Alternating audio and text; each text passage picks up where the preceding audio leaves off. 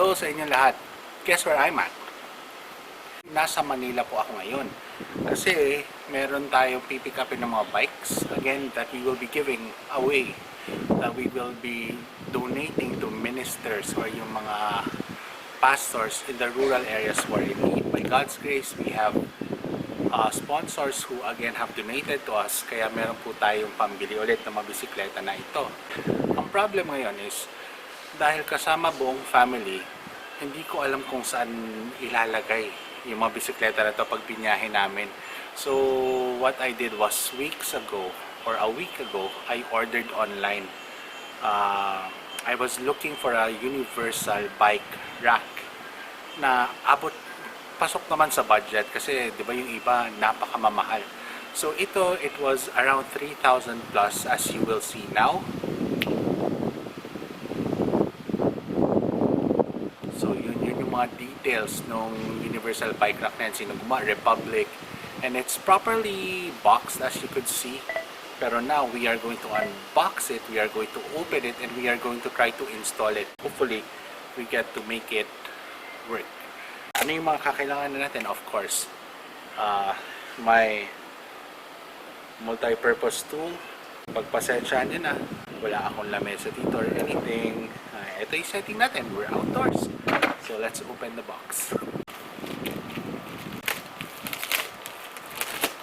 So makikita natin it's properly wrapped aside from yung box where it's packed. Meron pang plastic, no? So again, I bought this from Rack Republic Car Systems. And this is from Taiwan daw, original from Taiwan. One thing's for sure, it's affordable. Aalamin lang natin ngayon is if it's effective and reliable.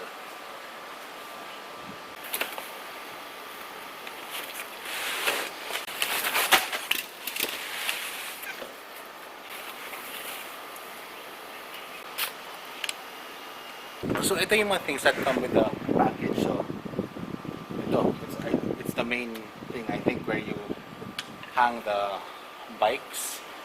We have yung instruction booklet.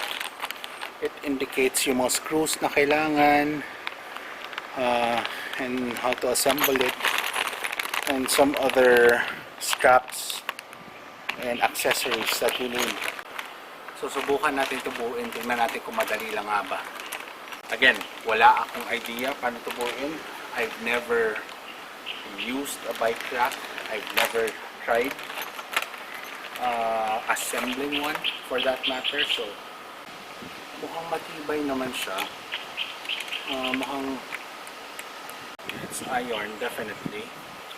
And itong mga clamps niya is hardened plastic, I guess. It looks sturdy. Mukha naman siyang matibay. Mga kapal. Yung mga hinges niya naka-screw through and through. Tapos may nut dito.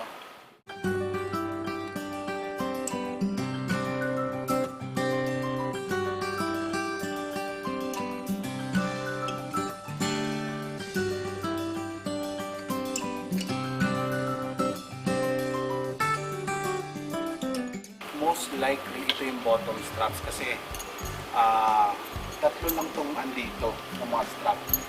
And manonotice ninyo if you buy this, yung isa medyo hard plastic and iba yung forma nung ito, ano ba tawag dito, buckle or something, habang yung dalawa naman parang iron din.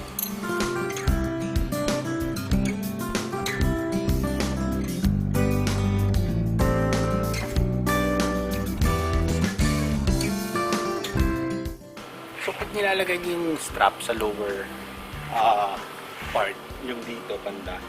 Tandaan niyo, yung screw na ilalagay niyo is ito. Yung wala siyang ito yung difference. Dito, kasama sa bagdang screws niya. Okay. Meron two types of screws. Yan, which is yung makikita nyo, yung meron siyang, ano ba to, smooth part before yung thread. Tapos, itong thread na agad. So yan yung gagamitin nyo, and you have yung washer and yung bolt. So yan yung gagamitin nyo pagkabit doon dito sa part na to. Tapos kailangan higpitan. Ayan. Tapos yung position ng strap pagkabit nyo, nasa labas siya. Dapat lang masakto nyo siya para pumasok na gusto yung screw at lalapat din. Pero nasa labas siya. Kanina tinitingnan ko kung dito ba sa loob or sa labas. So dito siya sa labas.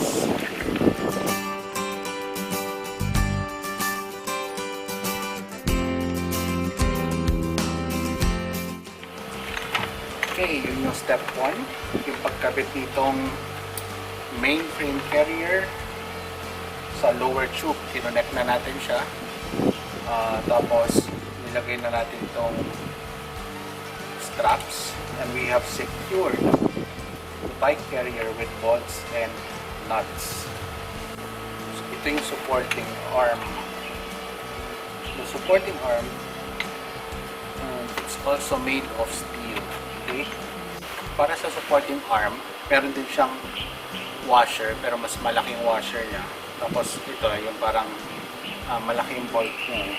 I think ito you need to match sa likod ng sasakyan mo.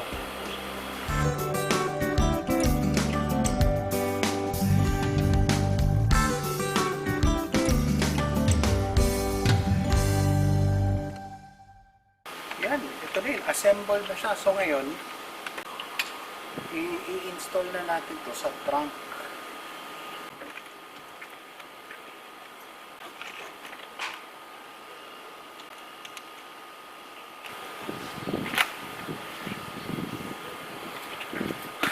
Let's go.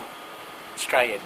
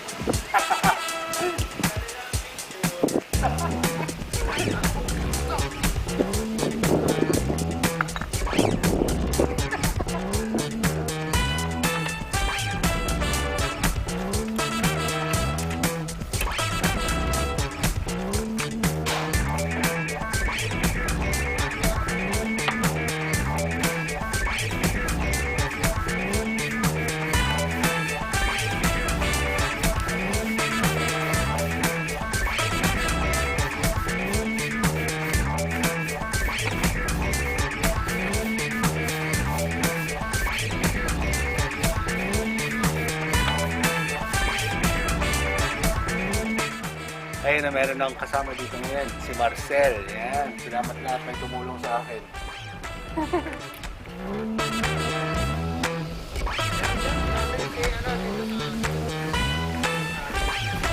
Manghihiram tayo ng bike para masubukan natin yung yung pagkarga dito.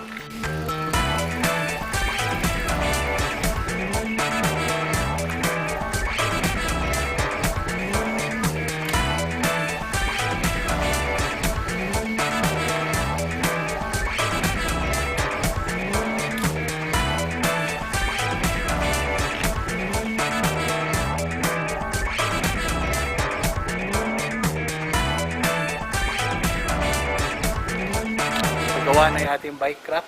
Salamat kay Marcel na tinulungan tayo sa pagbuo niyan.